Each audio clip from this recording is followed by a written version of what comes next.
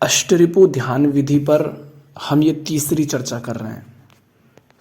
ध्यान जब भी आप सुनते हैं तो आपके मन में एक ऐसी छवि आ जाती है जिसमें आप बैठे हों और आंख बंद कर रखी हैं, लेकिन ये वैसी कोई विधि नहीं है, बल्कि इसके अंतर्गत हम उन वृत्तियों को, उन मुख्य कारणों को समझने का प्रयास करते हैं जिनके कारण हमारा जीवन नरक बना हुआ है। हमारी समस्याओं का, दुख का, इनका मूल कारण जब तक हम नहीं समझेंगे तब तक वे बने ही रहेंगे, क्योंकि आपके दुख, आपके तनाव, आपकी चिंताएं, आपके बंधन, ये सब कुछ आपका ही चुनाव है और इन सब के पीछे कोई कारण है क्यों आपने उन्हें चुना है। और जब तक आप उन कारणों को नहीं छोड़ते, जब तक आप उनको पकड़ के रखेंगे, उनसे चिपके रहेंगे, तब तक आप चाहे कितने ही मेडिटेशन सेंटर चले जाएं या कितनी ही दूसरी विधियां लगा लें, समस्या बनी रहेगी। जिससे कोई रोज पूरे दिन अग्नि में पैर को जलाता रहे बार बार और शाम को जाकर मलहम कराए, जब तक आग में पैर रखना नहीं छोड़ोगे तब तक दर्द बना रहेगा, मरहम पट्टी करने से ठीक नहीं होगा। तो हम समझने का आज प्रयास करेंगे मोह और आसक्ति। आसक्ति क्या है, मोह क्या है, इसको हम समझने का प्रयास करेंगे। तो आसक्ति क्या है? जब आप किसी भी चीज से अपनी पहचान जोड़ लेते हैं, उसके साथ अपनी पहचान जोड़ लेते हैं, उससे आशाएं, उम्मीदें बांध लेते हैं, उसमें कुछ सुरक्षा खोज लेते हैं, तब आप उस चीज के प्रति आसक्त हो जाते हैं और उसे आप बचाने का प्रयास करते हैं। आसक्त होने का अर्थ यही तो है कि आप उसे खोना नहीं चाहते, आप उसे पकड़ के रखना चाहते हैं, उससे चिपके रहना चाहते हैं। अब अपने जीवन में झांकिए, जिस किसी भी चीज को आप बचाने का प्रयास करते हैं, क्यों बचाने का प्रयास करते हैं? कोई राजा है, वो अपने पद को बचाने का प्रयास इसलिए करता है क्योंकि पद से उसकी पहचान जुड़ी हुई है, वो पद के प्रति आसक्त हो जाता है। तो किस चीज से आपने अपनी पहचान जोड़ी है, वह कुछ भी हो सकता है, वह पद हो सकता है। आप पिता हैं, आप पिता शब्द के प्रति और उस व्यवस्था के प्रति आसक्त हो जाते हैं। क्यों? क्योंकि पिता होने पर आपको कुछ अधिकार मिल जाता है, पिता होने में आपको कुछ सुरक्षा मिल जाती है, कुछ आपके अहंकार को सुख मिल जाता है। और बच्चा जैसे ही आपका बाप बनने लगता है तो आपके अहंकार को चोट लगती है। क्यों? क्योंकि पिता की जो छवि है उससे आप आसक्त हो गए हैं। तो वो चीज कुछ भी हो सकती है, आप पद से आसक्त हो सकते हैं, पिता से हो सकते हैं, आप हिंदू या उसके अलावा जो कोई भी संप्रदाय हैं उस शब्द से आसक्त हो सकते हैं, आप स्वयं को भारतीय कहते हैं इससे आसक्त हो सकते हैं, आप किसी लिंग से, स्त्री या पुरुष हैं, आप उसके प्रति आसक्त हो सकते हैं, आप किसी विचार, किसी धारणा, किसी शब्द, किसी मान्यता, किसी के भी प्रति आसक्त हो सकते हैं। क्यों? क्योंकि जब आप, उदाहरण के लिए आप कहते हैं मैं हिंदू हूं, तो क्या होता है? हिंदू अपने आप को कहने में आप अकेले नहीं रह जाते, आप एक बड़े समूह के साथ एक हो जाते हैं। वो सारा समूह भी अपने आप में अकेला अगर व्यक्ति है तो वो कुछ नहीं, अपने को छोटा समझता है, असुरक्षित समझता है, डरा हुआ जीता है, उसके लिए उतनी सुविधाएं नहीं होती, उतने अवसर, उतने अधिकार नहीं होते।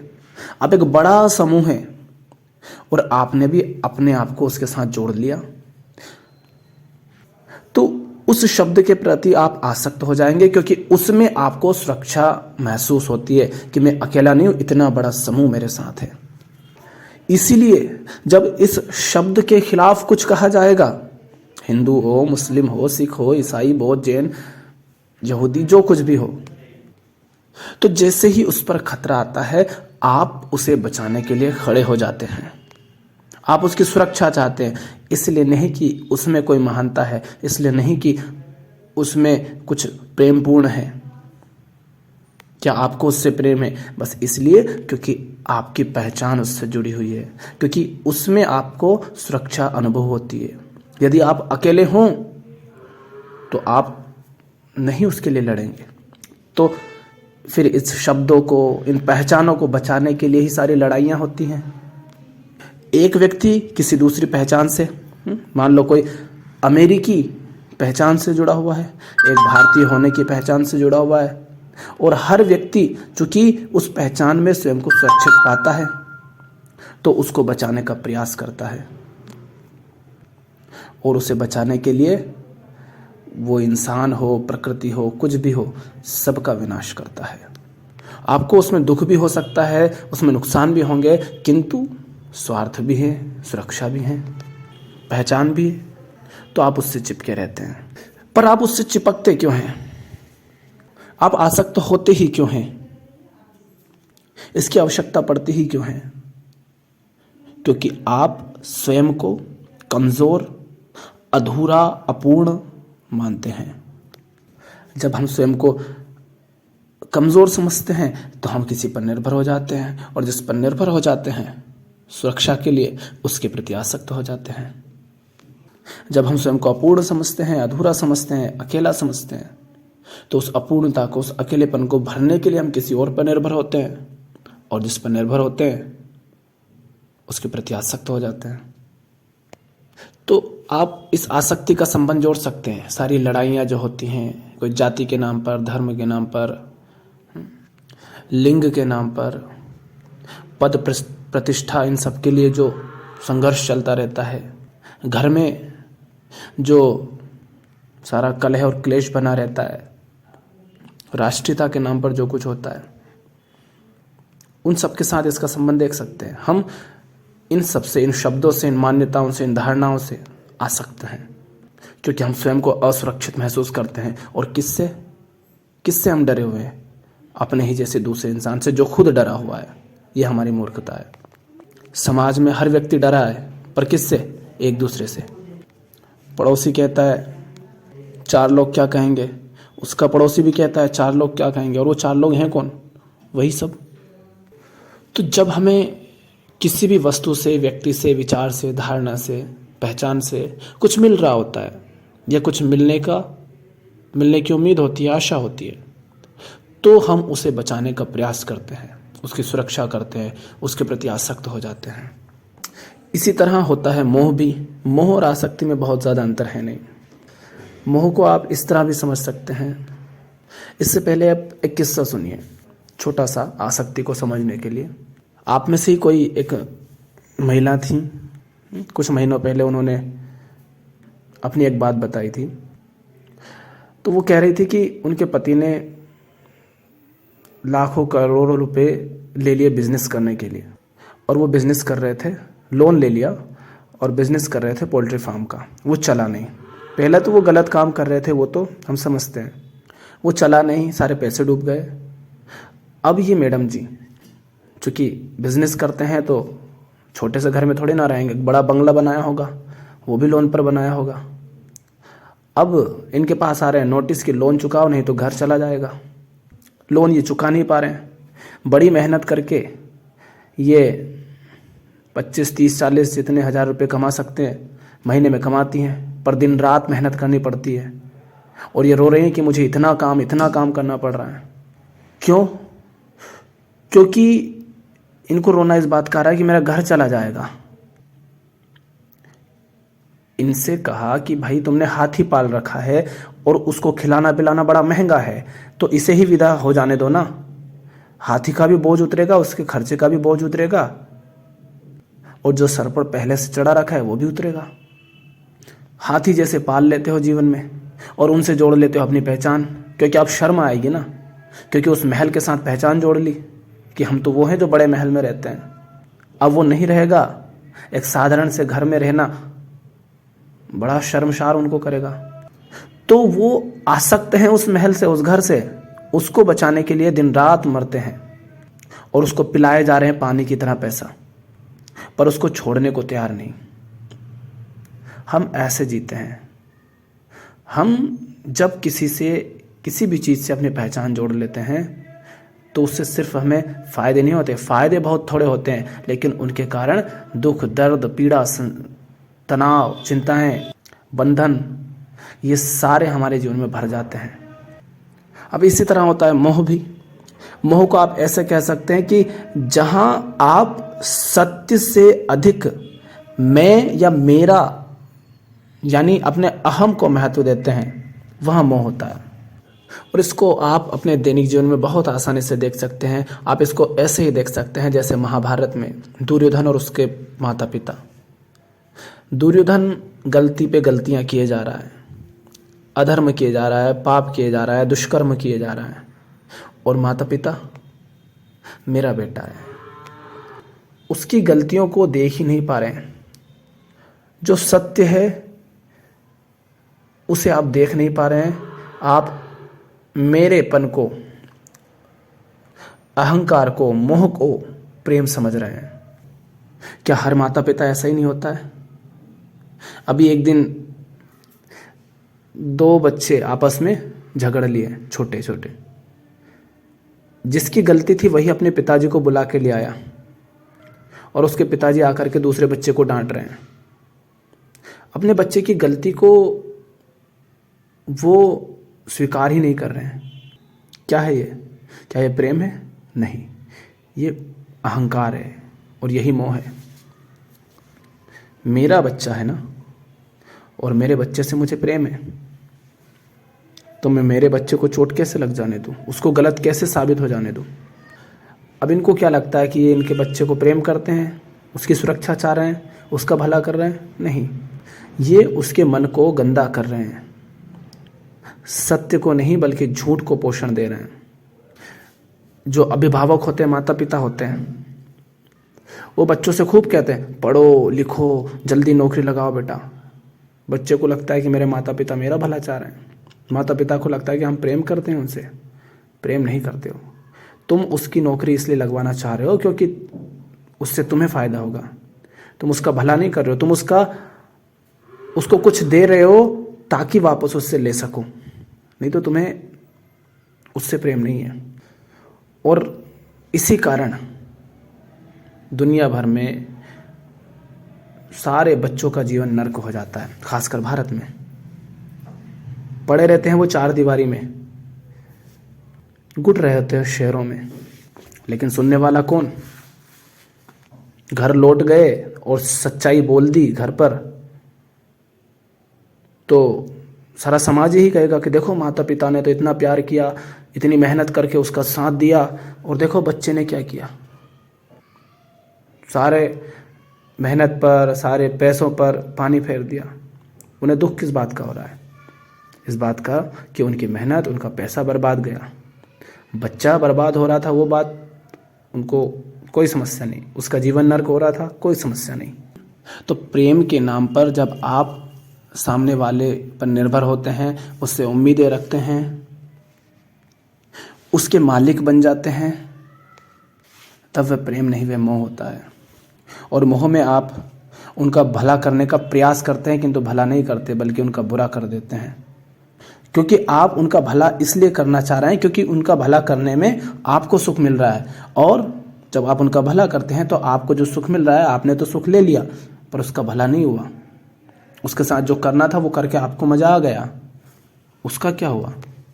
ये तो ऐसी ही बात हुई कि एक स्त्री और एक पुरुष दोनों प्रेम करते हो, और पुरुष कहे मुझे संबंध बनाना है, वो संबंध बनाए, मजे ले, और फिर बच्चा पैदा हो तो स्त्री भुगते उसको। और शुरुआत हुई थी कैसे? मुझे प्रेम है तुमसे। तो मोह में हम ऐसा करते हैं कि हमें लगता है हम सामने वाले से प्रेम करते हैं, उसका भला चाहते हैं, पर हम अपने सुख के लिए उसका भला करने की कोशिश कर रहे हैं। तो वो प्रेम नहीं है, वो मोह है। मोह के कारण जितने जीवन नर्क होते हैं उतना किसी और कारण से नहीं होता, क्योंकि ये हमारे घर से, हमारे परिवार से, हमारे संबंधों से इसकी शुरुआत हो जाती है, और वहीं पर ये सबसे अधिक होता है। देखो अपने आसपास माता पिता होते हैं, बच्चों को 6 बजे 7 बजे घर में ठूस के रख देते हैं। वो खेलने जाते हैं, नहीं बेटा चोट लग जाएगी मत खेल, खाओगे क्या उसे बचाकर। कुछ दिन पहले मैंने देखा 22-23 साल का लड़का, और 8 बजे उसकी मम्मी बोले चल आकर घर में बैठ चुपचाप, बाहर नहीं जाना, दरवाज़ा बंद कर दो। और ये एक दिन नहीं, रोज़ होता है 8 बजे 9 बजे। ये क्या है? और ऐसा भी नहीं कि घर में इसलिए बैठ क्योंकि तुझे बहुत अच्छा कोई काम करना है। हो ये भी ज़रूरी है कि वो लड़का भी फालतू ही घूम रहा है बाहर और अंदर बैठकर भी कुछ नहीं कर रहा है। पर ये माता पिता का व्यवहार, और सिर्फ माता पिता का नहीं, और भी लोग हो सकते हैं। पर हम कह रहे हैं कि हम सच्चाई को नहीं देखते। 2 लोगों में लड़ाई हो गई, वहां पर एक तुम्हारा पहचान का था या भाई था, मित्र था, हो सकता है वही गलत हो, पर जाकर के तुम उसके साथ खड़े हो जाते हो। जैसे दुर्योधन के साथ सारे लोग खड़े हो गए। क्यों? क्योंकि मेरा भाई, मेरा दोस्त, मेरा मित्र, मेरा रिश्तेदार। तुम देख नहीं रहे हो कि वो गलत है, वो अधर्म कर रहा है, वो पाप कर रहा है, वो अन्याय कर रहा है, वो शोषण कर रहा है। पर चूंकि वो मेरा कुछ है, हम उससे प्रेम करते हैं। ये प्रेम नहीं है, ये मोह है, ये अहंकार है। तो सत्य से अधिक यदि आप मेरेपन को, अहम को महत्व देते हैं, तो फिर वहाँ प्रेम नहीं होता, वहाँ मोह होता है। अब गलत संबंधों में हम चिपके हुए हैं, गलत कामों में हम फंसे हुए हैं। जो काम करते हैं वो गलत, संबंध वो गलत, और इन दोनों के साथ तो पूरी जिंदगी बीतती है। अब अगर आपके यही दोनों गलत हैं और यही हैं जिन्होंने आपके जीवन को नर्क बना रखा है, तो आपको ज़रूरत पड़ती है फिर नशे की, और नशे के नाम पर आप ध्यान की विधियां अपनाते हैं, रोज़ 2-2 घंटे जाते हैं, और वो ध्यान होता ही नहीं। इसका प्रमाण यह है कि आपको रोज़ जाना पड़ रहा है, जीवन भर जाना पड़ रहा है। आप शांति पाना चाहते हैं, आप मुक्त होना चाहते हैं अपनी दुख से, अशांति से, बंधनों से, पर जो आपके दुख के, आपके अशांति के, आपके बंधनों के कारण है, आप उनको छोड़ना नहीं चाहते। आप उनके प्रति आसक्त हैं, आप उनके प्रति मोह से ग्रस्त हैं। और यही वास्तविक ध्यान होता है, इसी को देखना होता है। आप जब कुछ घंटे के लिए उस गलत संबंध से, उस घटिया काम से मुक्त होते हैं और शांति से अपने साथ बैठते हैं, तो आपको शांति मिलती है। शांति इसलिए नहीं मिली क्योंकि आप 2 घंटे वहां बैठे, शांति इसलिए मिली क्योंकि आप उस नर्क से कुछ देर के लिए बाहर आ गए। तो जब तक आप उस नर्क में फंसे रहेंगे, रोज रोज जाते रहेंगे, आपको इन विधियों की आवश्यकता लगती रहेगी। और ये विधियां कुछ देर के लिए तो आपको थोड़ा बहुत आराम दे देगी, वो भी कुछ दिनों तक। फिर इनसे भी आपको कोई आराम नहीं मिलेगा, ये भी आपको बेचैन करने लगेगी। असली मुक्ति तभी है, असली शांति तभी है जब आप उन सब कारणों को छोड़ दें, उनसे मुक्त हो जाएं। उनके प्रति मुक्त होने का अर्थ ये नहीं कि उनको भगा दिया, नहीं। मुक्त होने का अर्थ है उनके प्रति अनासक्त हो गए, उनके प्रति निर्मोही हो गए, और उसका आधार रखा आपने सत्य को, प्रेम को, कि प्रेम है। प्रेम माने जहां निर्भरता नहीं है, जहां कोई स्वार्थ नहीं है, जो संबंध, जो काम भय के कारण नहीं चल रहा है, वहां प्रेम है। तो अपने कामों का, अपने संबंधों का आधार प्रेम को रखो कि भैया प्रेम है तो कोई बात नहीं, हम संबंध में भी रहेंगे और कर्म में भी रहेंगे। पर प्रेम ही नहीं है तो फिर पीड़ा तो मिलेगी, दुख मिलेगा। हम नर्क में जी रहे होते हैं, लेकिन उस नर्क में भी एक व्यवस्था बना लेते हैं। कुछ सुविधाएं, कुछ सुख, कुछ सुरक्षाएं खोज लेते हैं, और हम उस व्यवस्था के प्रति आसक्त हो जाते हैं। बहुत सारी चीज़ें हो सकती है उसमें शारीरिक सुख हो सकता है, उसमें एक बड़ा महल हो सकता है, उसमें नौकर चाकर की सुविधाएं हो सकती हैं, उसमें पैसा हो सकता है, उसमें रोज की बिना काम किए शॉपिंग करने का अवसर मिल सकता है। ये सारी सुविधाएं हो सकती हैं, और अनेक तरह की सुविधाएं होती हैं। लेकिन वो सब मुफ्त में तो मिलता नहीं ना। उसकी कीमत अगर बाहर से कुछ नहीं चुका रहे हो तो अंदर मनोवैज्ञानिक तल पर चुकानी पड़ेगी। दुख, अशांति ये बने रहेंगे। किसी ना किसी तरह से तुम्हारा किसी ना किसी स्तर पर तो शोषण होता रहेगा, तो कीमत तो चुकानी पड़ेगी। कभी तनाव, कभी हार्ट अटैक, कुछ तो आता जाता रहेगा ना। रसीद कटती है। और इन सब से मुक्त होना है तो विधियां काम नहीं आएंगी 2 घंटे की। इसके लिए तो आपको उस व्यवस्था से ही मुक्त होना पड़ेगा, और कोई दूसरा आपको मुक्ति नहीं दे सकता। आपको पता है कि आपके दुख के, आपकी अशांति के कारण क्या हैं। जब तक वो कारण रहेंगे तब तक वो बने रहेंगे। आपको उन कारणों को खत्म करना होगा। ना तो किसी व्यक्ति के प्रति मोह से ग्रस्त रहिए, स्वयं के प्रति, दूसरों के प्रति निर्मोही हो जाइए और हर चीज के प्रति अनासक्त हो जाइए। उससे भागिए मत, उससे चिपकिए मत। अगर उसके साथ एक सहज संबंध रखिए, जहाँ आधार प्रेम हो, जहाँ आधार सत्य हो, जहाँ आधार बोध हो, समझ हो। उन सब का आधार उम्मीदें, निर्भरता, वासनाएं, कामनाएं, ये सब नहीं होना चाहिए। तो जिस किसी के प्रति भी आप आसक्त हैं, उससे मिलने वाले सुखों को छोड़ने को भी तैयार रहिए, क्योंकि सुख मिलता है दुख के बदले में और दोनों साथ चलते हैं। लेकिन सुख थोड़ा सा और दुख ढेर सारा। सुरक्षा मिलती है बहुत थोड़ी, और असुरक्षित हर समय अपने आप को महसूस करते रहते हो।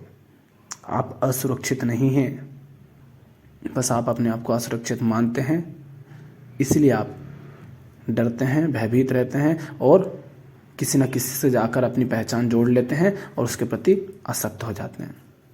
तो अब देखिए, झांकिए अपने जीवन में, कहाँ आपके संबंध मोह पर आधारित है, कहाँ आपके संबंध में आसक्ति है, किन किन चीज़ों से आप आसक्त हैं। आया है तो जाएगा, पकड़ना क्या, जब तक है तब तक है, नहीं है तो नहीं है। ये सब समझना, इसको अपने जीवन में देख पाना और अनासक्त होकर के जीना, निर्मोही होकर के जीना, यही ध्यान है। बस देख लो कि कहाँ मोह है, कहाँ आसक्ति है, वहाँ निर्मोही हो जाइए, वहाँ अनासक्त हो जाइए, यही ध्यान है। आंख बंद करके बैठने से कुछ नहीं होने वाला। खरे निर्णय लीजिए।